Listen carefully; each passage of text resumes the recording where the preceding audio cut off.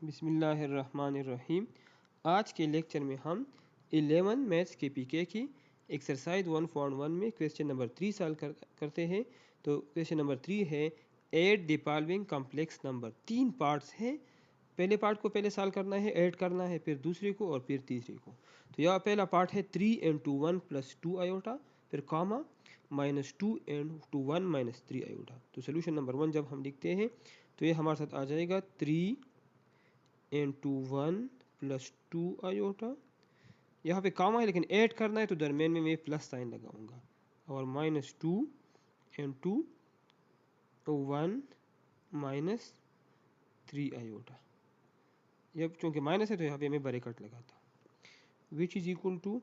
अब इसको सिंप्लीफाई कर ले, तो पहले इसको सिंप्लीफाई कर ले। 3 1 के साथ भी मल्टीप्लाई है और 2 आयोटा के साथ भी मल्टीप्लिकेशन में है। तो 3 1s are 3 और प्लस 3 2s are 6 आयोटा। और ये प्लस और माइनस अगर हम मल्टीप्लाई कर ले तो ये माइनस आ जाएगा। और 2 into 1 - 3 आयोटा। इसको मैं फर्दर सिंप्लीफाई करता हूँ, which is equal to 3 + 6 iota. -2 और 1 मल्टीप्लाई करें तो -2 आता है, माइनस और माइनस मल्टीप्लाई हो जाए तो प्लस, और 2 और 3 मल्टीप्लाई हो जाए तो 6 आयोटा।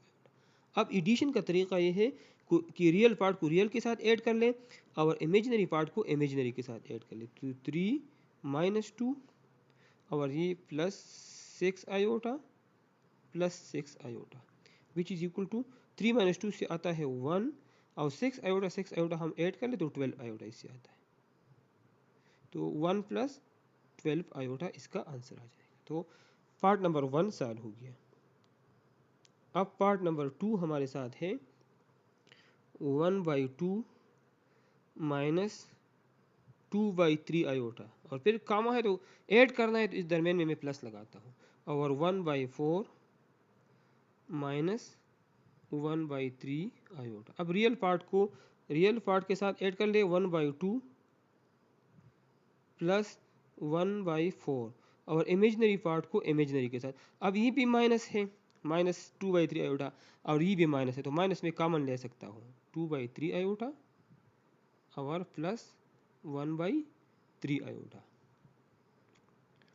अब अगर मैं 1/2 + 1/4 को अगर मैं ऐड करता हूँ तो इसका मैं एलसीएम लूँगा। इसका एलसीएम क्या है? 4 है। तरीका क्या है कि 4 divide by denominator, 4 divide by 2 से क्या आता है? 2 आता है।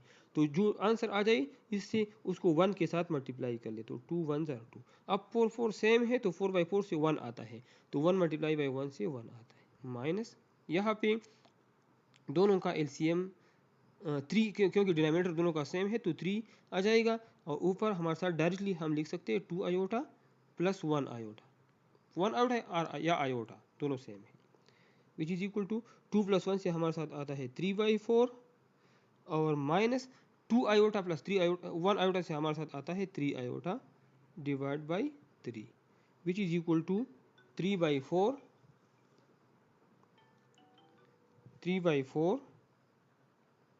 और -3/3 से आता है 1, तो 1 आयोटा या हम लिख सकते हैं डिवाइड माइनस आयोटा।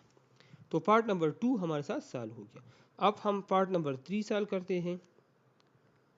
तो पार्ट नंबर 3 हमारे साथ इस तरह लिखा है बुक में, √2, 1, और फिर कामा है, और 1, √2।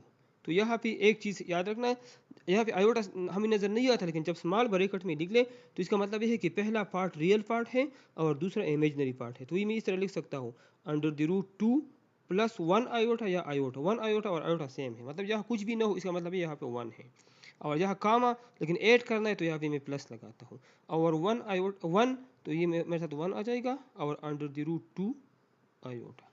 तो रियल पार्ट को रियल के साथ ऐड कर लें, तो √2 + 1, और इमेजिनरी पार्ट को इमेजिनरी के साथ आयोटा प्लस √2 आयोटा। तो ये हमारे साथ आ जाएगा।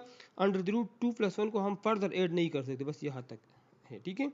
और यहाँ पे आयोटा कॉमन है तो आयोटा हम कॉमन निकालते हैं, तो यहाँ पे 1 रह जाता है, और यहाँ पे √2 आयोटा कॉमन निकले, तो ये फाइनल आंसर आ गया, ठीक है। फर्दर हम इसको सॉल्व नहीं कर सकते। इसी के साथ क्वेश्चन नंबर 3 कंप्लीट हो गया। आप लोग मेरा चैनल लाइक करें, सब्सक्राइब करें और अपने दोस्तों के साथ शेयर करें। Thank you.